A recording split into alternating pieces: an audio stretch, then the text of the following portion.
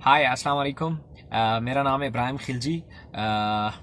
मैं आप लोगों के सामने इस टाइम एक टॉपिक के साथ मौजूद हूँ। मैं बात कर रहा हूँ इस टाइम जिसको फातह कस्तंतुनिया भी कहा जाता है। कस्तंतुनिया इस्तांबुल का पुराना नाम है। इसका जो फातह है उसका नाम सुल्तान मोहम्मद सानी फातह है। इन्होंने बेबहा कामयाबियां लपेटी, बेबहा इन्होंने फतूहात की, बेबहा इन्होंने फार्मूले दिए लोगों को हुकूमत चलाने के, और वो सारी चीजें मैं आपसे डिस्कस करूंगा। इस पूरी वीडियो को देखिएगा। सुल्तान मोहम्मद सानी जो थे वो बेसिकली जो उस्मानिया सल्तनत है उसके सातवें बड़े हुक्मरान थे, सातवें नंबर पे आते थे। इनकी पैदाइश जो है ये 20 अप्रैल 1429 में हुई। और ये इनकी तालीम और तरबियत जो थी इनके वालिद गिरामी सुल्तान मुराद सानी ने खुद उसका एहतमाम किया। उस वक्त के जितने भी बड़े बड़े उलमा थे, बड़े बड़े फजला थे, जो बड़े बड़े लोग मौजूद थे उस टाइम अदब की दुनिया में, उनका बाकायदा तौर पे इनकी तालीम और तरबियत के लिए बाकायदा तौर पे उनका इंतज़ाम किया गया था। अगर मैं सुल्तान मोहम्मद सानी के खदो खाल की बात करूं तो सुल्तान मोहम्मद सानी जो थे वो रंग के जो थे वो गंदमी कलर था उनका, दरमियाने कद के थे, गठीले जिस्म था उनका, गठीला किस्म का, खुद इरादी से भरी हुई बेहतरीन किस्म की दूर अंदेशी, साहिब बसीरत किस्म के आदमी थे। और उनके अंदर डर नाम की कोई चीज मौजूद नहीं थी। उनका जो ताल्लुक ऐशो इशरत और डर से बहुत कम रहा है। अगर मैं जबान की बात करूं तो तुर्की जबान के ऊपर उनको बहुत बड़ी गिरफ्त थी, चूंकि उनकी मादरी लैंग्वेज थी। इसके अलावा अरबी जबान बहुत अच्छी जानते थे, अतालवी जबान जानते थे, फारसी जबान को बहुत अच्छे से वो जानते थे, यूनानी जबान को बहुत अच्छे से समझ लेते थे। जबानों के ऊपर बड़ी अच्छी गिरफ्त थी इनकी। और अगर इनके मैं मशागिल की बात करूं तो मशागिल में सबसे पहला जो इनका मशगला और जो इनका पैशन था वो फनून जंग था। इसके अलावा शेर व शायरी से इनकी बहुत अच्छा लगाव था, मौसीकी से इनका बड़ा अच्छा लगाव था, तस्वीर कुशी से इनको बड़ा लगाव था और बड़ा पसंद किया करते थे। इल्म अदब से इनका बड़ा गहरा ताल्लुक था। ये वक्तन फ़वक्तन अपने दौर में मुख्तलिफ मजालिसें और मुख्तलिफ तरह के ये एग्जिबिशंस मुनक़िद किया करते थे, तालीमी, अदबी, शेरी, और ख़ुद भी कभी कभी शेर कहा करते थे। अगर कस्तंतुनिया की मैं बात करूं तो कस्तंतुनिया को एक रूमी शहनशाह कस्टंटाइन द ग्रेट भी कहा जाता है। उसने अबनाए बास्फोरस के साहिली पट्टी के ऊपर एक पुरानी बस्ती के खंडरात थे उसको हमवार करके उसने बनवाया। कस्तंतुनिया को चूंकि इसका जो नेचुरली एक हसार था, लोकेशन थी वो ऐसी थी कि इसको उसने अपना मजबूत किला, दिफाई किला बनाया। और यहाँ पे मसीहियत की जो सबसे बड़े उलमा भी यहाँ पे पैदा हुए। इसके अलावा सकाफती, तहजीबी, मुआशी, मुआशरती लिहाज से, समाजी लिहाज से बड़ी फोकियत हासिल हुई कस्तंतुनिया को। इसके अलावा चूँकि इसकी तारीख 1000 साल पुरानी थी तो इसके ऊपर बहुत बड़े बड़े हमले हुए, बड़ी बड़ी कौमों ने इसके ऊपर हमले किए, जैसे कि रूसियों ने, स्लावियों ने, मुगवियों ने, बल्गारियों ने, अरबों ने, तुर्कों ने इसके ऊपर हमले किए। लेकिन इसके मजबूत हसार की वजह से, इसकी नेचुरल लोकेशन की वजह से इसके ऊपर वो कामयाब नहीं हो पाए थे। मुसलमानों ने जब इसके ऊपर हमला किया तो सबसे पहला जो हमला था वो मुआविया बिन अबू सुफियान, उन्होंने एक यजीद को अपनी फ़ौज देकर बाज़ंतीनी, चूँकि उस टाइम कस्तंतुनिया के ऊपर जो सल्तनत थी वो सल्तनत बाज़ंतीनिया थी, यजीद को एक बड़ी फ़ौज, तगड़ी फ़ौज देकर भेजा कस्तंतुनिया को फतह करने के लिए। लेकिन वो बाज़ंतीनियों के मजबूत बहरी बेड़े और आतिश यूनान उसको कहा जाता, ग्रीक फायर कहा जाता था, उसका वो मुकाबला ना कर सका, जिसकी वजह से वो उसके ऊपर कामयाब नहीं हो पाया। और इसी जंग में आप सल्लल्लाहु अलैहि वसल्लम के सबसे जलीलुल कदर सहाबी हज़रत अबू अयूब अंसारी जो थे उनकी शहादत हुई थी। और उनका मज़ार जो है वो अभी भी कस्तंतुनिया के जो उस टाइम का किला था उसकी फसीलों में मौजूद है। इसके बाद जो हमला किया वो मुसलमा बिन अब्दुल मुल्क ने किया। वो भी उनके आछी जो यूनानी आछी आला था उसका वो मुकाबला नहीं कर पा रहे थे, क्योंकि मुसलमानों के पास उस टाइम उस आले से निमटने का कोई हल ही मौजूद नहीं था, तो जिसकी वजह से वो उसके ऊपर कामयाब नहीं हो पाए। तीसरा जो था वो उस्मानिया सल्तनत का सबसे पहला जो हुक्मरान गुजरा है बायजीद अव्वल, उसने हमला किया था। वो भी जब उसे पता चला कि तातारियों का जो उसे इतलात मौसूल हुई कि उनका जो जुल्म का सैलाब आने वाला है, तो वो अपने ये जो सारा मुआसरा था वो अधूरा छोड़ के वापस चला गया था। चौथा हमला जो किया वो मुराद सानी ने किया, जो कि सुल्तान फातिह मोहम्मद के जो वालिद साहब थे उन्होंने किया। लेकिन वो भी अपनी इस मुहिम को अधूरा छोड़ के, क्योंकि वो भी बाज़ंतीनी बैरी बेड़े का मुकाबला नहीं कर सकते थे, तो वो इसको अधूरा छोड़ के वो भी वापस चला गया। फिर पांचवा हमला था वो सुल्तान फातिह मोहम्मद ने किया, और ये सबसे बड़ा और सबसे बेहतरीन हमला था। कस्तंतुनिया का फतह का सेरा भी है, वो भी सुल्तान फातिह मोहम्मद के सर है। उस टाइम बाज़ंतीनी जो सल्तनत थी वो इंतहाई खोखली हो चुकी थी। 1452 को मुराद सानी जो थे उनकी डेथ हुई, तो उसके बाद इख्तिदार जो संभाला वो सुल्तान फातिह मोहम्मद सानी ने संभाला। और जैसे ही तख्त के ऊपर बैठे जानिशीन बने सुल्तान मोहम्मद फातिह, तो उन्होंने सबसे पहले अपने दाखिली मामलात को निपटाने के लिए एक पूरी तंजीम बनाई। तमाम जो उस टाइम के वज़रात थे, जिनमें बहुत बड़े नाम मौजूद हैं, महमूद पाशा और अहमद पाशा के साथ मिलके इसने सबसे पहले अपने अंदरूनी मामलात को कंट्रोल किया। उस्मानिया सल्तनत जो थी वो फ़ौज के ऊपर बहुत ज़्यादा डिपेंडेंट भी थी, और फ़ौज ही इनका सबसे मजबूत हथियार था किसी भी जगह पे फतूहात और अपनी सल्तनत को कायम रखने का। इनकी जो फ़ौज थी वो तीन तरह की तंजीमों में बटी हुई थी। एक प्यादे थे, एक बेकायदा फ़ौज थी, और एक यनीचिरी थी। यनीचिरी जो है ये बड़ी दुनिया में एक नया कॉन्सेप्ट दिया गया। वो क्या था कि मुख्तलिफ इलाकों को जिनको फतह कर लिया जाता था, वहाँ से छोटे छोटे बच्चे जो थे वो जरा में लिए जाते थे। वहाँ पे उनको लेके उनकी तालीम व तरबियत, उनकी रहन सहन, खाना पीना, सब कुछ जो था वो उस्मानिया सल्तनत के ऊपर होता था। तो वो उसको एक ख़ास तरीके से बचपन से ही जंगी फ़नून सिखाते थे, और वो स्पेशली वो फ़ौज ही बनाते थे उनकी। वो बच्चों से शुरू होती थी, नौउम्र नौजवान होते थे उसमें, और उनको मुख्तलिफ इलाकों से लाया जाता था। उसमें स्लावी भी थे, बल्गारी भी थे, यूनानी भी थे, फ़ारसी भी थे, अरबी भी थे, इसके अलावा तुर्की भी थे, खुद भी थे। मतलब बहुत मुख्तलिफ इलाकों से उनको चूँकि लाया जाता था। यनीचरी का जो है बड़ा मकाम था उस्मानी सल्तनत में, बहुत बड़ी उनकी वैल्यू थी। और दूसरा ये था कि वो बाद में जो आला मर्तबे होते थे उनके ऊपर भी वो फायज होते थे, क्योंकि उनकी सारी तालीम और तरबियत जो थी वो उस्मानी सल्तनत के अंडर हुई होती थी। तो वो बहुत ज़्यादा वफादार भी होते थे, अपने सुल्तान के बहुत ज़्यादा वफादार होते थे। तो इसी यनीचरी की बदौलत ही उस्मानिया सल्तनत ने मुख्तलिफ इलाकों के ऊपर फतह हासिल की थी। सुल्तान मोहम्मद फातिह ने जो तख्तादार के लिए खाना जंगियाँ स्टार्ट हो जाती थी और बड़ी बड़ी सल्तनतें क्रैश हो जाती है, उसके हवाले से एक बड़ा अजीब सा कॉन्सेप्ट दिया, जो सुनने में भी बड़ा अजीब है और पढ़ने में मैंने जब फर्स्ट टाइम पढ़ा तो मुझे खुद बड़ा अजीब सा लगा कि जब एक बादशाह चुन लिया जाता था तो उसके बाकी भाइयों को कत्ल कर दिया जाता था, क्योंकि ये भाई होते थे जो बाद में बगावत बनते थे और बड़ी बड़ी सल्तनत के बादशाहों के तख्ते उलट दिया जाते थे। तो इनके उस्मानिया सल्तनत में ये हुआ कि जो बादशाह बन गया बाकी भाइयों को कत्ल कर दो, ताकि उसका कोई तख्तेदार का दावेदार ना बने। तो ये एक बड़ा अजीब सा कॉन्सेप्ट था जो वहां दिया गया। सुल्तान ने कस्तंतुनिया का जो मुहासरा किया वो 6 अप्रैल 1453 को किया। मुहासरा किया कस्तंतुनिया का। उस टाइम कस्तंतुनिया का जो शहनशाह था वो कस्तंतीन याजिद दहम कहलाता था। वो 45 साल एज थी उसकी, और वो काफ़ी मगरूर भी था और बड़ा शातिर दिमाग किस्म का आदमी था। वो किसी भी सूरत में अपने मुकाबले में नहीं समझता था सुल्तान फातिह मोहम्मद को।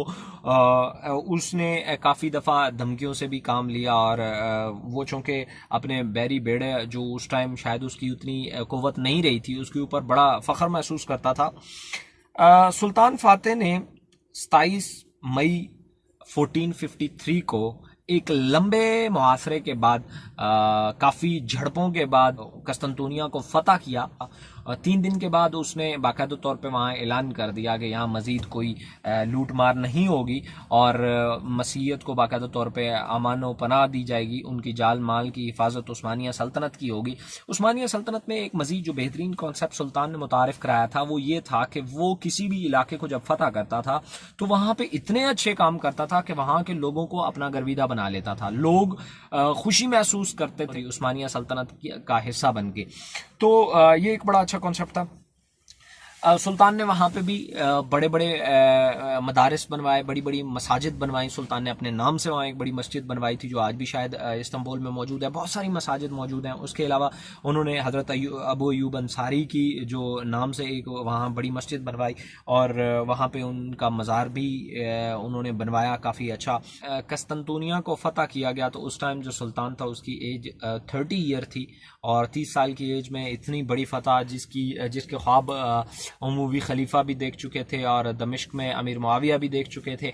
तो उतनी बड़ी फतह उन्होंने अल्लाह ताला ने उनके हिस्से में डाली। तो हमें डेफिनेटली उनकी ज़िंदगी से बहुत कुछ सीखने को मिलता है। अच्छा, ये याद रहे ये वो फतह थी जिसके बाद मुसलमानों के यूरोप में कदम जमाने और पेशकदमी के लिए बहुत मौसर साबित हुए। इसके बाद बहुत सारी फतेह जो हैं वो उस्मानिया सल्तनत ने अपने तसल्लुत में बहुत सारे इलाके किए, बहुत सारी फतूहात की, बहुत सारे इलाके उन्होंने कब्जा किए।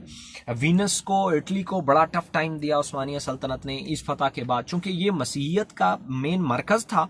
इसको मुसलमानों ने अपना दारुल खिलाफा बना लिया और इसके ऊपर उन्होंने बाकायदा इस्लामी सल्तनत कायम की। 3 मई 1483 को सुल्तान की डेथ हुई और उस टाइम सुल्तान की एज 51 ईयर थी।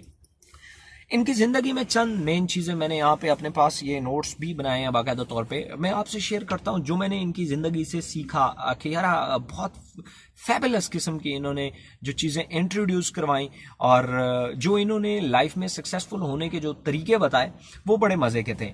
वहाँ पे जो था, चलें वो एक जंगें थी और जगह फतह करनी थी, यहाँ पे मसाइल के ऊपर काबू पाना है तो फार्मूले बड़े मज़े के हैं और बड़े काम करते हैं।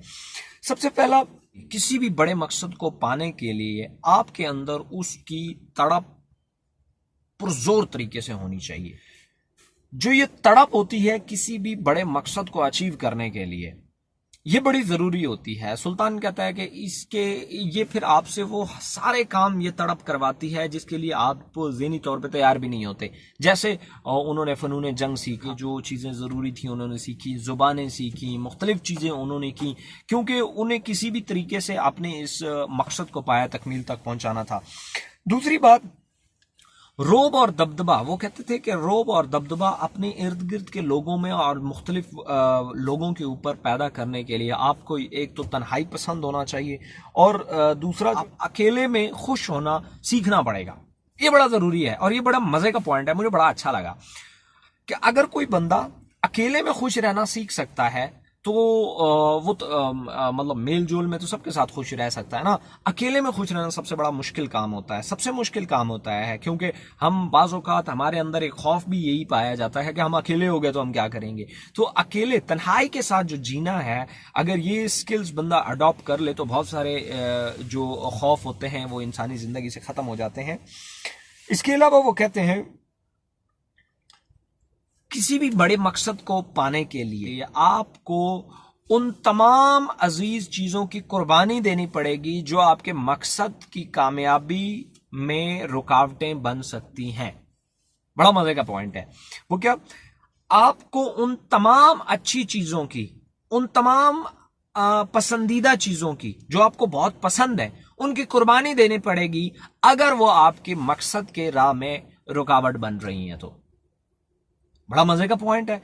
अब इसी को अगर मैं डिस्टिंग्विश करूं कैसे, सुल्तान ने जैसे एक कॉन्सेप्ट दिया कि अगर तख्तेदार के लिए लड़ाइयों और खाने जंगी का खतरा है और पूरी सल्तनत को खतरा है तो उस टाइम पे सबसे करीबी खून के रिलेशन भाई उसको कत्ल करवा के और वो एक, ताकि उनके तख्तेदार के वो ना बनते। मैं इस बात को नहीं कह रहा ये कॉन्सेप्ट अच्छा है या बुरा है, मैं सिर्फ ये कह रहा हूं कि ये प्रैक्टिकली उन्होंने साबित किया कि अपनी अजीज तरीन चीज की कुर्बानी दी।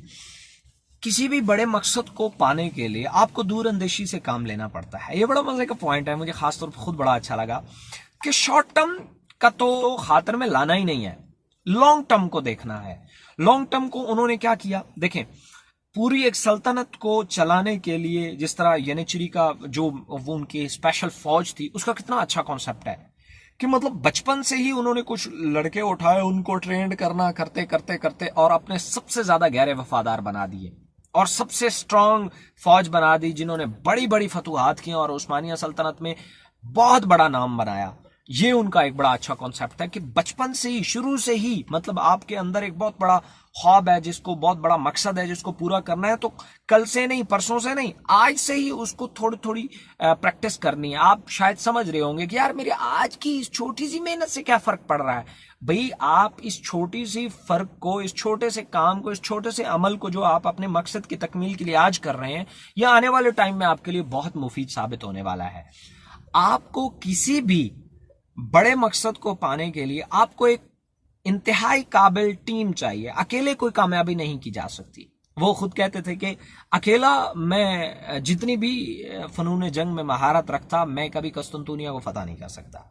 मुझे काबिल वफादार लोग चाहिए मेरे, ठीक है। अच्छा, काबिल और वफादार टीम बनाने के लिए कभी भी रंग, नस्ल, कौमियत, जातियात, इनको उस्मानिया सल्तनत में कभी भी इसको खातर में नहीं लाया जाता था। हमेशा टीम काबिलियत की बेस पे बनाई जाती थी। इसलिए आपको जो टीम बनानी है वो काबिलियत की बिना पे बनानी है, रिश्तेदारी, नस्ल, रंग, नस्ल, जात पात के चक्कर में नहीं बनानी। काबिलियत की बिना पे वफादार लोग आपने अपनी टीम में शामिल करने हैं। किसी भी बड़े मकसद को पाने के लिए आपको तमाम तर मुश्किलात के बावजूद कोई भी मौका हाथ से नहीं जाने देना। जैसे मैं आपको बताऊं, सुल्तान जब मुहासरा किए हुए था सल्तनत का, तो सॉरी बाज़ंतीनी सल्तनत का, तो कस्तंतुनिया का जब उन्होंने मुहासरा कर लिया था, तो उस दौरान क्या हुआ, इन्होंने कई दिने मुसलसल झड़पें हुई, अटैक किए, लेकिन ये वो कामयाब नहीं हो पा रहे थे। खासतौर पे जब बैरी बेड़े के ऊपर इन्होंने हमला किया तो वो इनकी तवक्कुआत के बिल्कुल मुखालिफ निकला। ये किसी भी तरीके से उसके ऊपर कामयाब नहीं हो पाए। तो आपके कुछ वज़रा थे, वो आए और उन्होंने सुल्तान को ये मशवरा दिया कि भाई क्यों ना हम इस मुहासरे को ख़त्म करें, हम वापस चले जाएं और हम बहुत बड़ी फौज दोबारा तैयार करें और दोबारा तैयार करने के बाद हम वापस आएं और फिर हमला करें।